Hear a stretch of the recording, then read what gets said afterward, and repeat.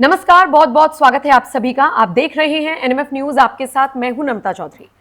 अगर आप उड़ीसा के रहने वाले हैं तो ये खबर बहुत ध्यान से देखिएगा, क्योंकि ये खबर आपको गौरवान्वित महसूस कराएगी, आपको गर्व महसूस करने का मौका देगी।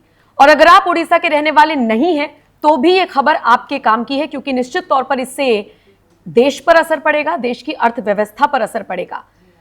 उड़ीसा में इतना सोना मिला है, इतने सोने के भंडार मिले हैं कि मानकर चलिए कि आने वाले कुछ दिनों में हो सकता है उड़ीसा को देश का गोल्ड हब कहा जाए।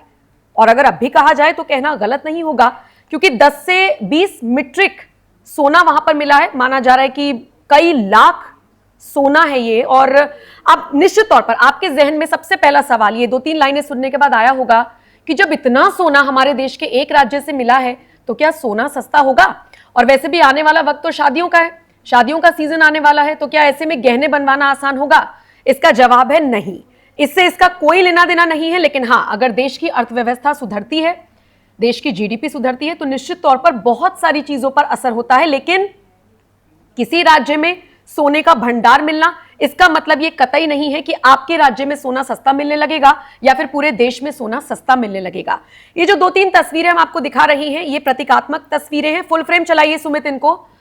ये प्रतीकात्मक तस्वीरें हैं, लेकिन ये आपको समझने में मदद करेंगी कि कैसे सोना हम सबकी जिंदगी में इंपॉर्टेंट है। सोना मतलब नींद लेने वाला सोना नहीं, बल्कि ये गोल्ड। और ये उड़ीसा अब ये मानकर चलिए कि जब गोल्ड हब बनेगा तो कैसे देश की मदद करेगा। सबसे बड़ी बात, उड़ीसा कोई अकेला राज्य नहीं है जहां पर इतना सोने का भंडार मिला हो, बल्कि इससे पहले कई और राज्यों में भी सोने के भंडार इसी तरीके से मिल चुके हैं। वो एक वक्त था ना जब हमारे देश को सोने की चिड़िया कहा जाता था। शायद हो सकता है हम वो वक्त दोबारा से फिर से बहुत जल्दी देखें। लेकिन कौन कौन से जिलों के अंदर सोने के भंडार मिले हैं और कैसे जियोलॉजिकल सर्वे ऑफ इंडिया यानी जीएसआई ने इसकी पुष्टि की है, आज इस रिपोर्ट में विस्तार से इसी को जानेंगे। 10 से 20 मीट्रिक टन ये सोना हो सकता है, जिसको आप अगर इजी लैंग्वेज में समझेंगे तो 1 से 2 लाख किलोग्राम तक सोना अकेले उड़ीसा में मिला है। और उड़ीसा में भी सब जगह नहीं, बल्कि बहुत थोड़े से जिले हैं, जैसे देवगढ़ है, सुंदरगढ़ है, नबरंगपुर है, क्योंझर है, अंगुल है और कोरापुट, यहां पर सोने के भंडार मिले हैं। इसके अलावा मयूरभंज, मलकानगिरी, संबलपुर और बौद्ध में अभी भंडार की खोज लगातार जारी है। 2025 मार्च के महीने में राज्य के खनन मंत्री विभूति भूषण जेना ने विधानसभा में इसकी जानकारी भी दी थी और अब इसे सार्वजनिक कर दिया गया है। अच्छा, सबसे बड़ी बात यह है कि जैसे ये सार्वजनिक हुए हैं और जिन जिन जगहों पर सोने के भंडार मिले हैं, अगर आप उड़ीसा के, मैंने शुरुआत में इसीलिए कहा था, अगर आप उड़ीसा के हैं तो आप समझ गए होंगे कि आपके घर से वो जिला या आपके जिले से ये जिला कितने पास पड़ता है और कितने दूर। लेकिन आइए, उड़ीसा के साथ साथ आपको यह भी समझना होगा कि और ऐसे कौन से राज्य हैं जहां पर अब तक सोना मिला है। और इससे पहले मैं आपको विस्तार से ये आंकड़े बताऊं, उससे पहले यह भी जान लीजिए कि उड़ीसा देश के टॉप 10 सबसे गरीब राज्यों में शामिल है। ऐसे में अगर यहां पर सोने के भंडार मिले हैं तो उड़ीसा को आगे बढ़ाने में बीजेपी की सरकार कैसे मदद करेगी, ये देखने वाली बात होगी। क्योंकि दिलचस्प बात यह है कि उड़ीसा में भी बीजेपी की सरकार है और केंद्र में भी, तो मिल बांटकर कैसे काम होगा ये देखने वाली बात होगी। लेकिन जैसा कि मैंने कहा कि 10 सबसे गरीब राज्योयों में शामिल है उड़ीसा, लेकिन गरीबी के मामले में 9वें स्थान पर, यानी इससे पहले 8 राज्य और हैं। और आपको परेशान होने की जरूरत नहीं है, क्योंकि राज्य की 29.35% आबादी ही गरीब है। बाकी के 71% के आसपास लोग ठीक है, मिडिल क्लास है और अपर क्लास है। अब ये तो 9th नंबर पे हुआ। बाकी कौन कौन से राज्य हैं जो इस लिस्ट में आते हैं? बिहार है, झारखंड है, मेघालय है, यहां तक कि मध्य प्रदेश है, उत्तर प्रदेश भी है, असम, छत्तीसगढ़ और राजस्थान जैसे राज्य भी इस लिस्ट में है। लेकिन बिहार और झारखंड के मुकाबले फिर भी उड़ीसा बहुत तेजी से आगे बढ़ रहा है। शायद इसलिए क्योंकि यहां पर शिक्षा का स्तर फिर भी दिन पर दिन बेहतर होता जा रहा है। अच्छा, अब वापस आते हैं और आपको बताते हैं कि कौन कौन से वो राज्य हैं जहां पर इससे पहले भी सोने के भंडार मिल चुके हैं। इसमें सबसे पहले जिक्र करेंगे कर्नाटक का। कर्नाटक भारत का सबसे बड़ा सोना उत्पादक राज्य है और सोचिए, देश के कुल सोने के उत्पादन का लगभग 80% हिस्सा कोई और नहीं बल्कि कर्नाटक देता है। यहां पर कोलार गोल्ड फील्ड्स और हट्टी गोल्ड माइंस हैं। और शायद इसीलिए जैसे ही ये खबर उड़ीसा से हमने आई तो लोगों ने कहा कि ऐसा ना हो कि केजीएफ को यानी कोलार गोल्ड फील्ड्स को पीछे छोड़ दे उड़ीसा के ये जिले जहां पर लगातार सोने के भंडार मिल रहे हैं। इसके अलावा आंध्र प्रदेश भी इस लिस्ट में शामिल होता है। आंध्र प्रदेश दूसरा सबसे बड़ा सोना उत्पादक राज्य है, जो हर साल लगभग 726 किलोग्राम सोना उत्पादित करता है।